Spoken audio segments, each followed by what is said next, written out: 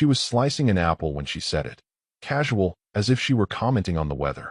Her eyes never even met mine, just that smug little smirk in the corner of her mouth as she leaned on the counter, knife tapping against the cutting board. "Go ahead, move out," she tossed over her shoulder, like she was granting me permission to leave her kingdom. No argument, no drama, just the cold efficiency of someone who had already decided I didn't matter. The knife hit the board one last time, and she popped a slice into her mouth, chewing slow, savoring her own audacity. I didn't give her the show she wanted. No raised voice, no pleading, no sarcastic comeback to make her roll her eyes. I just let the silence hang, long enough for her to glance up, expecting a reaction. When she didn't get it, her smirk twitched. I walked past her without a word, my hand brushing against the doorframe to the bedroom like I was wiping her fingerprints off me. I pulled my old duffel bag from under the bed, the same one I'd used when I first moved in here years ago, when I was good enough to bring into the family fold. As I started folding shirts, I caught my reflection in the dresser mirror. Not angry, not even sad, just calculating. My eyes had that same narrow focus I'd get before closing a deal back in the days when I still trusted people like her. From the kitchen, she kept talking, not to me, but to herself, loud enough for me to hear. "You've been miserable here anyway. You'll land on your feet. Or maybe not." That last part had a little laugh in it, the kind that's supposed to feel harmless but cuts deeper than outright cruelty. Her father's voice echoed in my head. The last Thanksgiving, he leaned across the table, half drunk, and told me, "You're lucky to be here, son. My daughter could do better." I'd smiled politely back then, kept my temper. I saw now she'd adopted his philosophy wholesale. The more I packed, the quieter she got. She wasn't expecting me to comply so easily. In her mind, I was supposed to resist, fight her, prove I cared enough to stay. But I wasn't going to play by her script. This wasn't a surrender, it was an opening. I zipped the bag, grabbed my jacket from the closet. She looked up from her phone when I walked back through the kitchen, her eyebrows raising in mock surprise. "You're actually going?" I met her eyes for the first time that morning. "You told me to." My voice was even, almost bored. She smirked again, but this time it looked forced. "Well, good luck out there," she said, like a landlord waving off a departing tenant. I stepped outside into the cold air, duffel strap digging into my shoulder, and let the door click shut behind me. The air tasted cleaner already. She thought she'd just erased me from her picture. What she didn't know was that I'd just stepped off her board entirely, and I was taking my pieces with me. Walking down the path to my truck, I looked at the rutted gravel under my boots. That road had history. So did I. And in my back pocket was a memory of a piece of paper that no one in that house had thought about in years. A piece of paper with my name on it, and a clause that could change everything. She thought move out meant vanish. To me, it meant move strategically. She'd just pushed me into the one position she'd never wanted me to be in, outside her walls, holding the keys to her gates.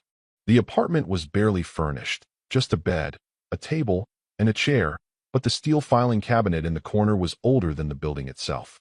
I'd bought it at an estate sale a decade ago, its weight and stubborn drawers a perfect fit for the kind of documents you only open when the world is about to change. That night, with the glow from a single lamp cutting shadows across the peeling paint, I slid the bottom drawer open and let the metallic scrape fill the silence. The smell hit first, old paper and dust, the scent of something that had been sealed away for years. Inside were rolled survey maps with fraying edges, deed copies stamped in fading blue ink, and contracts bound with rusted paper clips. I'd kept them all because I knew one day they might matter again.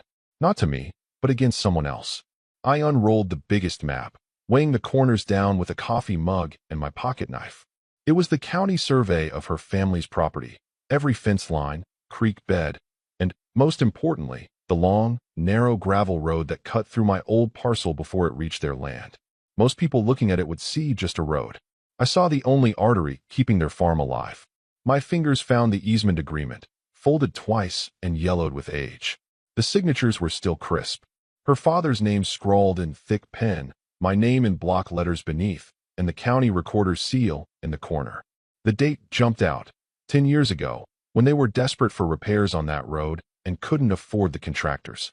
I'd stepped in, paid every dime, under one very specific condition. The access rights to that road were mine. Not shared, not leased. Mine. Over the years, they'd grown complacent. Her father strutted around at county fairs, talking about how no one could touch our land, as if the world owed him an unbreakable bubble. They'd forgotten that the bubble had a valve, and I was the one who could shut it off. I sat back in my chair, the paper under my hands feeling heavier now. This wasn't just leverage. It was a loaded weapon that had been gathering dust in my possession, waiting for the right trigger. And today, she had pulled it without even knowing. The bitterness was there, coiling in my gut, but it was tempered by something sharper: calculation. She thought moving out meant I was walking away from her world. What she didn't realize was that part of her world still belonged to me, and it was the part they couldn't live without. I smoothed the paper flat one last time, tracing the bold black line of that road with my fingertip. It looked so ordinary on paper, a single strip of ink between two parcels of land.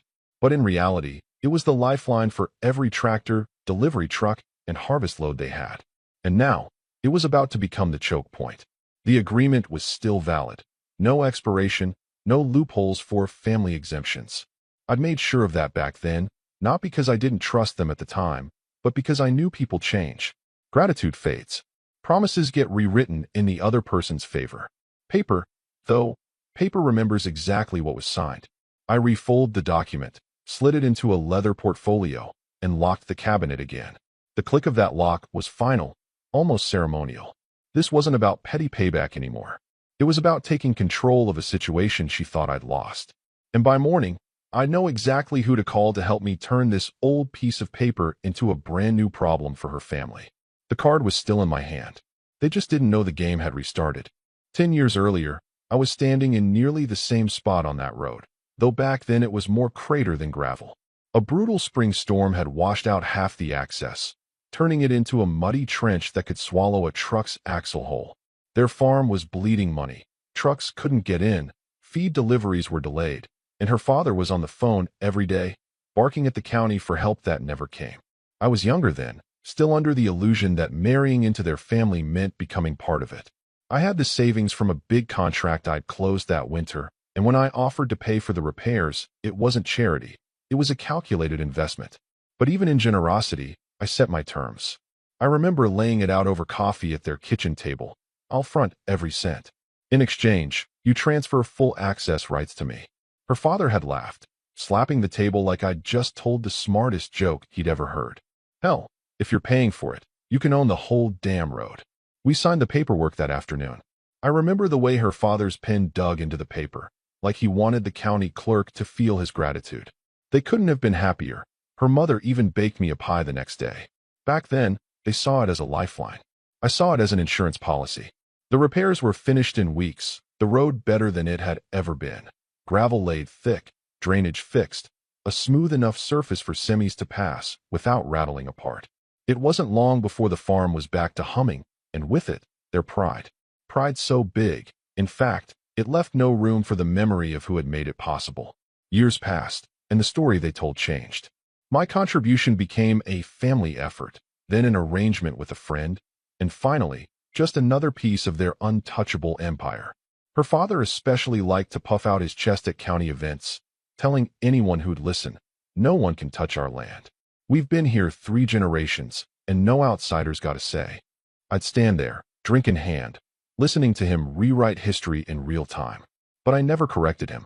I never reminded him that the one road in and out was tied to my name in the county records. I let him talk, because I knew that memory lapses can be dangerous for the one who forgets, and very profitable for the one who remembers. And now, sitting in my apartment with that folded easement in front of me, I realized just how deep their forgetfulness ran. They had built their sense of invincibility on a piece of land that wasn't truly theirs to control. Every truckload of feed, every buyer coming to inspect cattle, every harvest leaving their property, it all had to pass over that strip of gravel. It wasn't just access. It was oxygen. And I owned the valve. That old bargain, signed in a moment of desperation, had aged like fine wine. The ink hadn't faded, and neither had my awareness of what it meant. Back then, I thought maybe one day it might give me leverage in a business deal or during a neighborly dispute. I hadn't imagined using it to gut their entire operation. But then again, I hadn't imagined my wife smirking in our kitchen, telling me to go ahead and move out, like I was a stray dog she was shooing off the porch. Their security had always been my gift. All I had to do now was take it back. And I would, surgically, legally, without a single raised voice. I hadn't spoken to Evan in nearly 7 years, not since we'd run into each other at a mutual friend's wedding. Back in college, he'd been the kind of guy who could smell an opportunity the way a shark smells blood. While I'd gone into more traditional work, Evan had taken his degree, rolled the dice in real estate, and never looked back. Last I heard, he was the man behind half the industrial parks and upscale housing developments springing up in the county. He didn't just have money, he had reach. I sat at my small kitchen table, the easement agreement lying flat in front of me, my phone in hand. My thumb hovered over his contact for a moment. This wasn't a call you made lightly. If I opened this door, there was no going back, not for me, and definitely not for them. Then I pictured her leaning against that counter, telling me to go ahead, move out, like I was disposable. My thumb hit call. Evan picked up on the third ring, his voice exactly the same. Confident, a little amused, like every conversation was a chess match he was already winning. Well, I was just thinking about you the other day, he lied easily. What's got you calling me after all this time? I've got something, I said, keeping my tone even. Something that will make you very rich, and make certain people very miserable. That got his attention. His voice shifted, interest sharpening instantly. Go on. I told him about the road. Not the whole story, just the facts that mattered to him. Privately owned, sole legal access to a large piece of agricultural land. Prime position for leverage.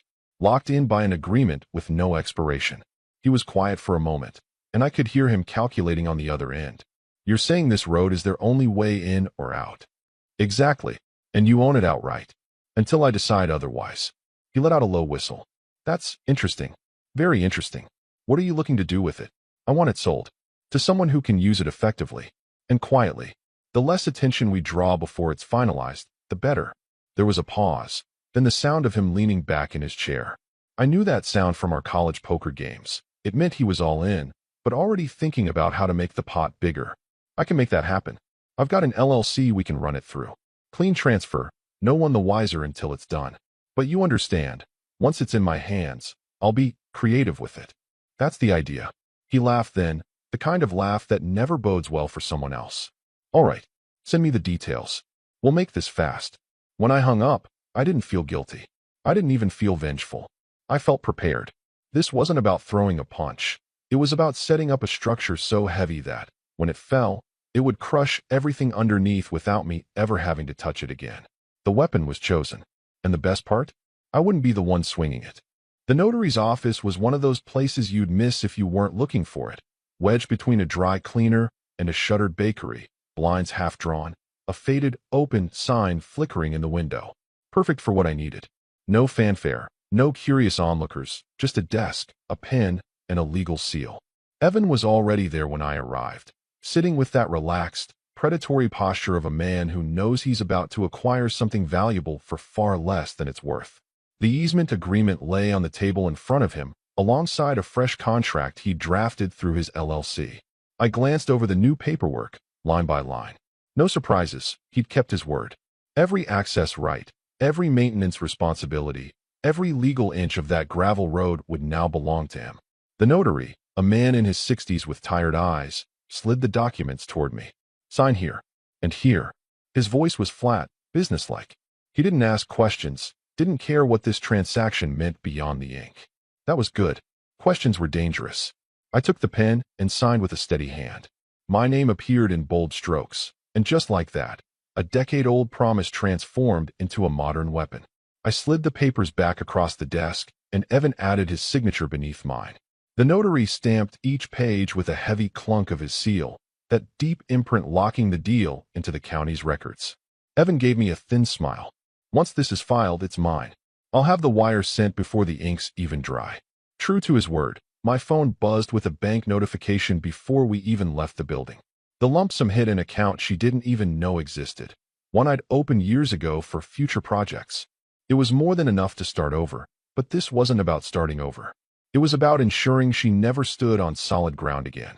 As we stepped outside, the late afternoon light cut sharp shadows across the street. Evan tucked the folder under his arm like a man carrying a loaded gun, which, in a way, he was. Give it a week, he said, unlocking his car. By then, they'll know. But they won't understand until it's too late. I nodded, watching him drive off, the documents riding shotgun. The street was quiet again, the notary's blinds still half drawn, as if nothing significant had just happened. And that was exactly how I wanted it. Unnoticed, undisturbed, lethal in its invisibility. By law, Evan now controlled the only road leading to their farm. Every tractor, delivery truck, and cattle hauler would pass through his hands. And because I'd handed it over cleanly, I was untouchable. If anyone came looking for the person who had taken away their lifeline, they'd find a corporation with a polished lawyer, not me. Walking back to my truck, I felt a kind of calm I hadn't known in weeks. This wasn't the shaky adrenaline of a heated fight. It was the quiet satisfaction of placing the final piece in a puzzle I'd been building for a decade. The fuse was lit. They just didn't know the fire was crawling toward them yet. 3 days later, the first ripple hit.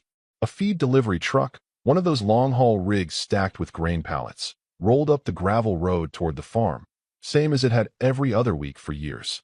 But this time, it didn't make it past the tree line.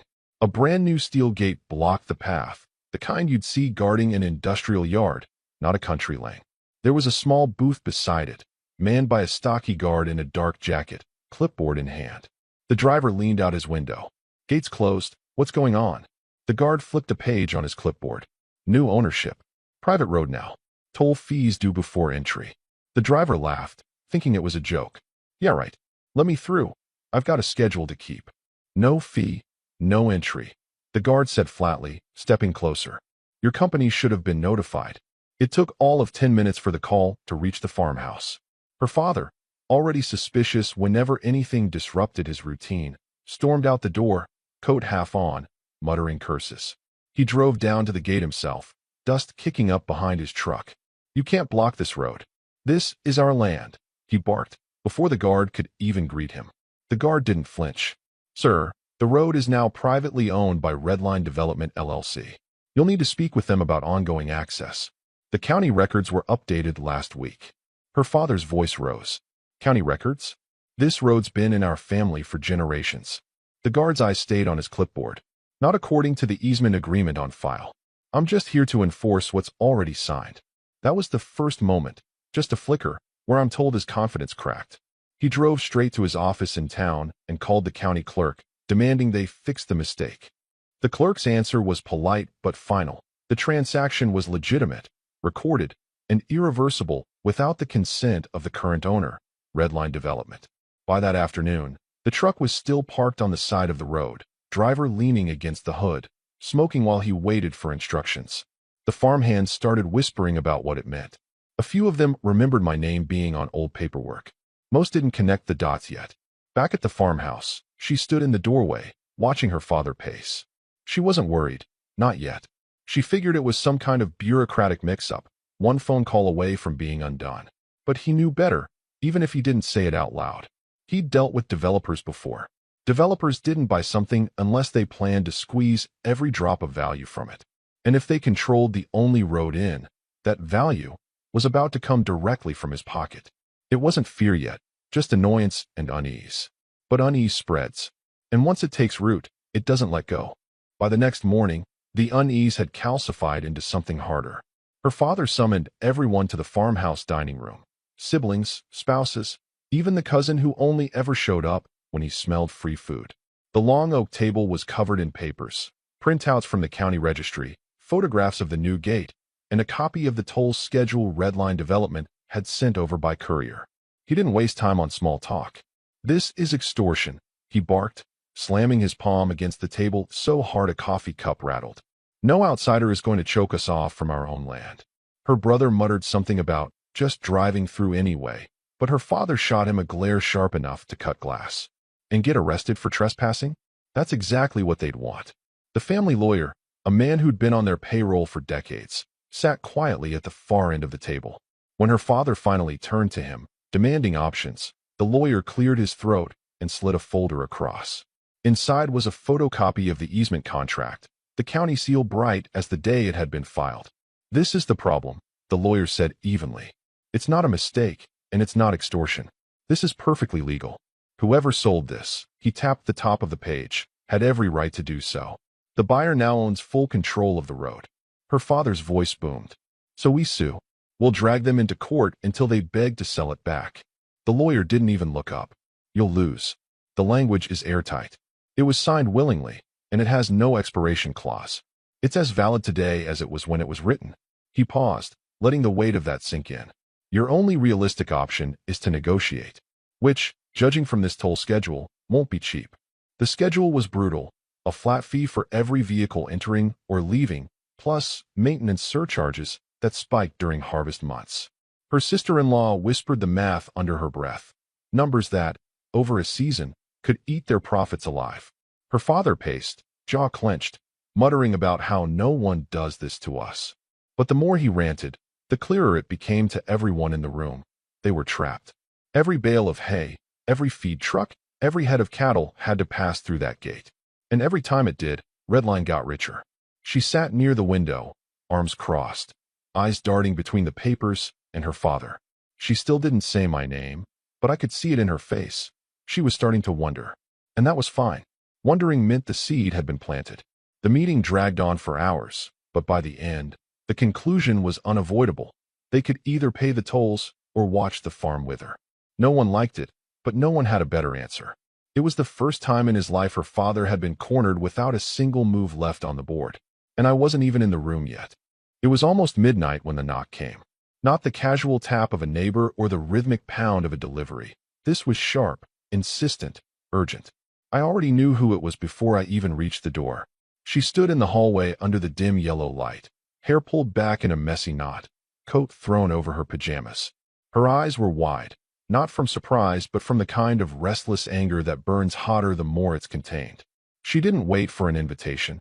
She stepped forward until she was inches from me, her breath quick in the cold air. You did this.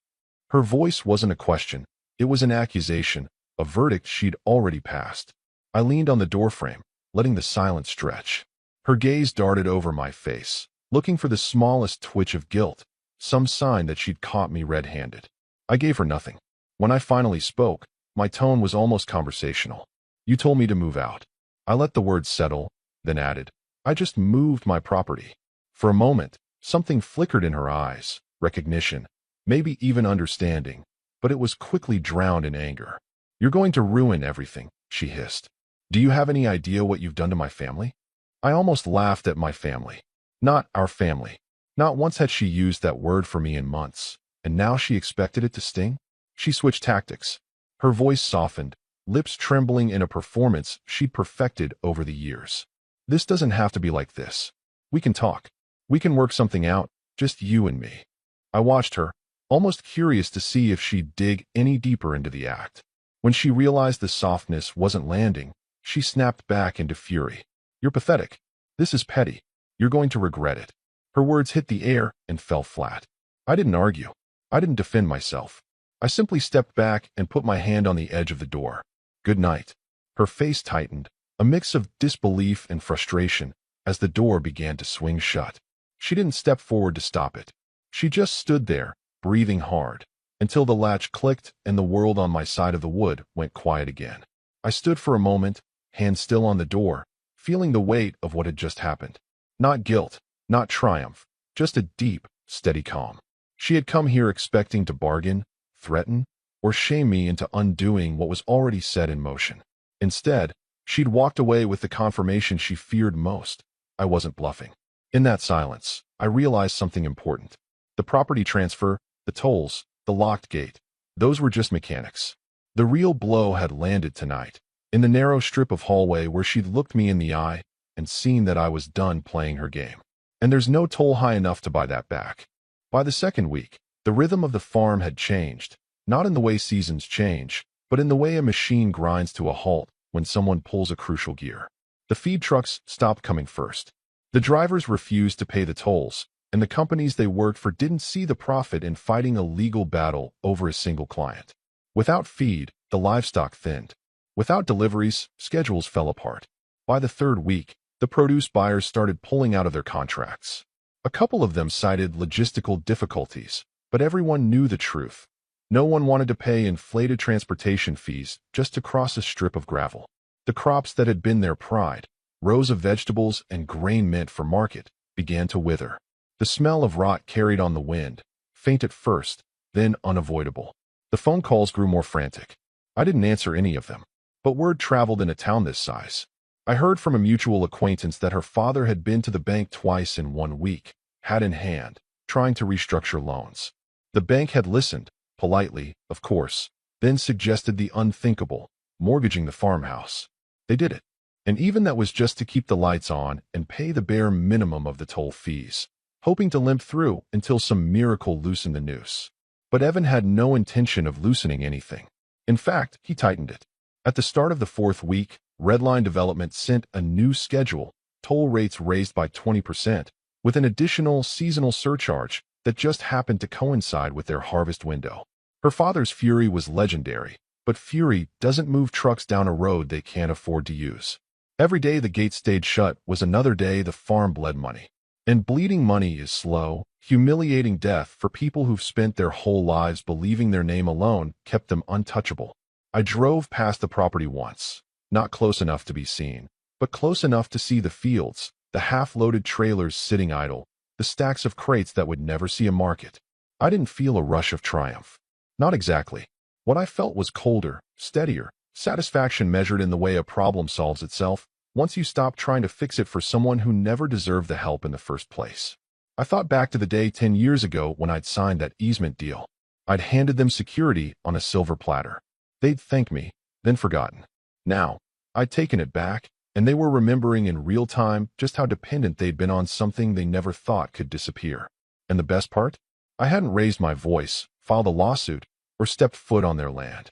All I'd done was shift a piece of paper from my name to someone else's. The rest, the rot, the empty silos, the unpaid bills, was just gravity doing its work. Their empire wasn't crumbling in one dramatic collapse. It was bleeding out slowly, in plain sight, with no one willing to step in and stop it. And I intended to watch every drop. It was a Thursday afternoon, the kind of day where the world feels half asleep. I'd taken a corner seat in a small cafe downtown, the kind with scratched wooden tables and the constant hiss of the espresso machine. I was halfway through my second cup when my phone buzzed. A friend of mine, someone who still lived near the farm, had sent a short, almost gleeful message. Your ex's father just stormed into her house screaming. I thumbed back a simple about what. But before the 3 dots of his reply even disappeared, another message came through. Witnesses said his face was red, veins about to pop. Shouting, "Do you know what he just did?" Heard it from the porch across the street. I leaned back in my chair, letting the image form in my mind. Her father, that iron-willed patriarch who used to sneer at the idea that I could ever influence his world, now raging inside her home, spitting the words like a man who'd finally realized just how thoroughly he'd been played. Outside the cafe window, traffic rolled by lazily, people going about their lives with no idea that, a few miles away, an entire family legacy was in freefall. The harvest had failed, the bank was circling, and Redline's new toll schedule had made even the smallest deliveries financially absurd. The road they once bragged about, the one they thought no one could take from them, was now the very thing choking them to death, and they couldn't touch me for it. I pulled out my phone again, not to answer my friend, but to open my banking app. The balance blinked back at me, fatter now than it had been in years. The wire from the sale was still sitting there untouched, a reminder that all of this had been done without raising a single hand in anger. No lawsuits, no shouting matches, just signatures, stamps, and a quiet transfer of power. The barista came by to top off my coffee, and I caught my reflection in the dark surface of the cup, calm, unhurried. There was no rush of adrenaline now, no wild surge of victory. This was better. This was control. In her house, I imagined the scene. Her trying to explain to her father that she hadn't known, that she didn't think I'd ever pull something like this. Him roaring back, knowing full well that none of those excuses mattered. The land was theirs, but the lifeline was gone. Permanently. And I'd done it all without setting foot past their driveway. I took a slow sip, letting the bitterness of the coffee mix with the sweetness of the moment. This wasn't the kind of revenge you screamed about. It was the kind you built patiently, brick by brick, until the other side realized, too late, that the walls were closing in. When I finally stood to leave, I left a generous tip on the table. Not because I was celebrating, but because the job was done, the book was closed, and I could walk out into the cool afternoon knowing one simple truth. They'd spend the rest of their days trying to undo what I'd done, and they never would. Silent. Permanent.